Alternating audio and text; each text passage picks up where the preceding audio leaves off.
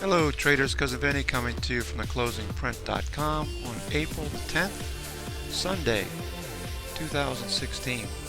In this video we'll cover the indices, all of which were lower last week. Small caps and mid caps took the brunt of it. NYSE actually had a little bit more strength than the other indexes. Trends, small cap, mid caps, obviously lower. Tick Q are higher. Comp, we saw a bear cross. It's currently moving sideways. NYSE and NASI, the New York Stock Exchange summation is at 2-year highs along with the comp. And high-low is starting to tip upwards. NYSE and NASI are showing crosses. NYSE crossed last week. NASI is showing a cross coming this week. Breadth, no MADs or MDDs. We're flat there, but we saw some decent volume, up volume last week. NYHL is strong. CPC, put call ratios, no signal. Macro risk continues to be the dollar, oil, and European markets. US dollar was lower. It's at the lower Bollinger Bands, second standard deviation. Yen bolted higher. We pointed out 2 weeks ago the narrow Bollinger Bands. That took off last week. Commodities, oil and gas are both higher on Friday, as well as CRB index. It's up for the second month in a row. Gold is sideways and copper is lower. Sectors, we have a mixed bag there.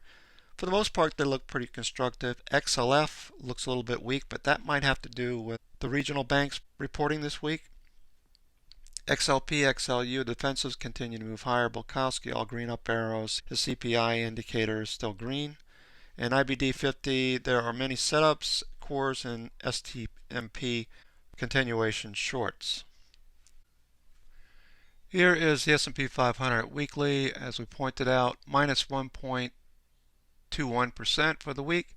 So we're back down to this 50-period moving average. The 200's down here that we bounced off February 11th. There's a little bit of ambivalence whether we move higher or move lower with the start of earnings this week. We have Alcoa reporting on the 11th. Bond stock ratio did bounce off of the moving average, and the 65 MA is tilting upwards. That's somewhat bearish. Reflecting on the spiders for a moment, 204 has continued to be a line in the sand that bulls have defended. We'll look for that to be tested again this week. Then below that we have 202.30, and of course higher we have these levels. Draw a trend line through here. You can see if we break above that level, we could be testing 206.15 and then 206.85 again to the upside. That would all be contingent upon how banks, Alcoa, and earnings go this week. So remember to check your stocks, your candidates, if you're trading this week for earnings dates. You don't want to be surprised and start a new position and earnings come out and you get rocked going into the close. Here's the spiders 60-minute showing those same levels. You can see a lot of that consolidation along the 204 level, the 203 level below, and then those pivot highs that we need to break above. So we're in between an ambivalent situation, so dojis are the norm.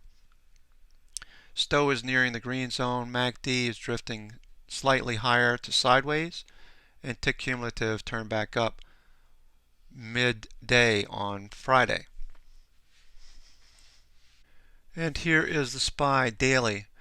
Been spending a lot of time in this narrow range between 207, that high we put in the previous week, and these lows. If you note that buyers stepping in at these wicks all seem to hold. So here's the 203 level we tested on Thursday, and then 204. This seems to be the line in the sand that bulls keep stepping up. Note the wicks.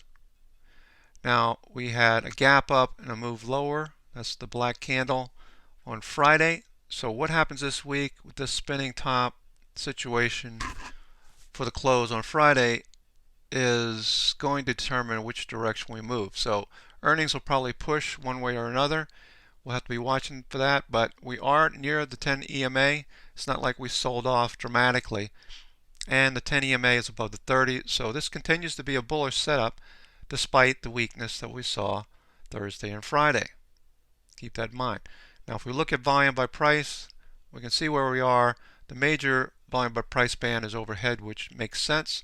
So if you're trying to trade options in this area directionally, it's a little bit more difficult. This is more of a premium selling situation, iron condors, where you're not looking for a huge move, but prices to move sideways. That's all going to be contingent upon how sectors play out this week. NASDAQ is giving us a similar look at the 10-period EMA consolidation week Thursday and Friday. I will note that IBD reporting that many fund managers are betting on technology for the second quarter, so I'd keep an eye on some of those stocks as they seem to be buying more of those shares than others. MACD is giving us a cross, but it is above the zero line, positive. Stowe is now at the 50 zone, could turn back up, and the number of stocks above their 50-period moving average are at 84. Still pretty hot up in this zone. It could pull back as breadth continues to stay overheated. NDX weekly above the moving averages, has this upper Bollinger Band and recent highs.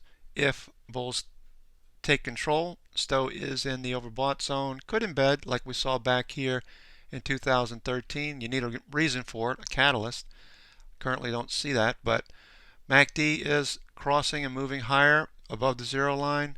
The longer duration 1226 should emerge if we continue to see bullish action. So there is some ambivalence here that you have to consider. The bulls aren't winning, neither are the bears.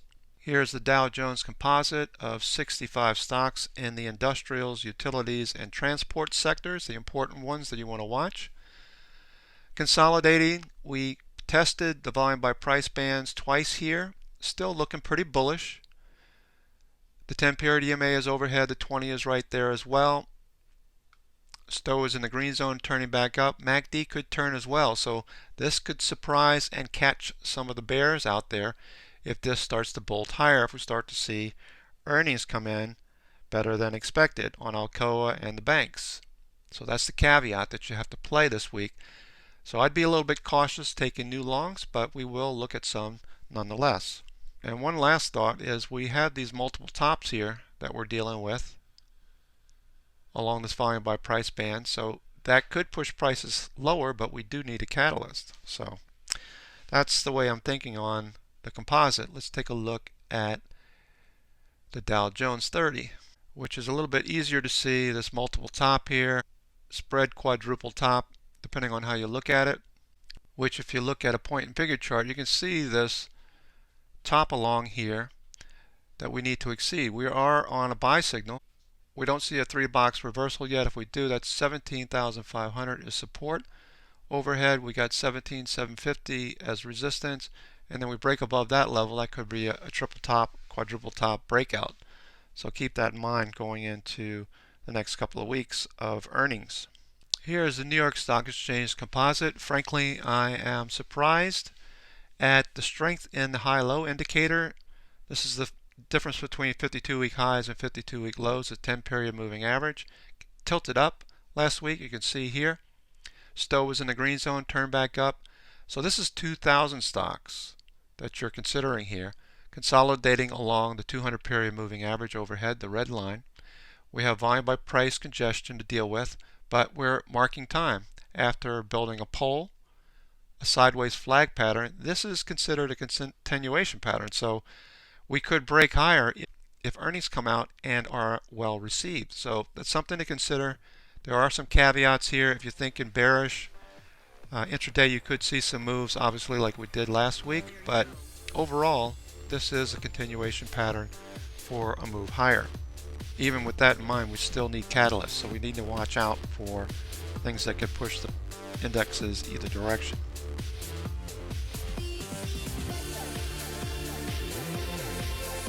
So that's going to do it for me for today. This is Cousin Denny coming to you from theclosingprint.com. I hope this helps. Take care, and we'll talk to you in the room on Monday.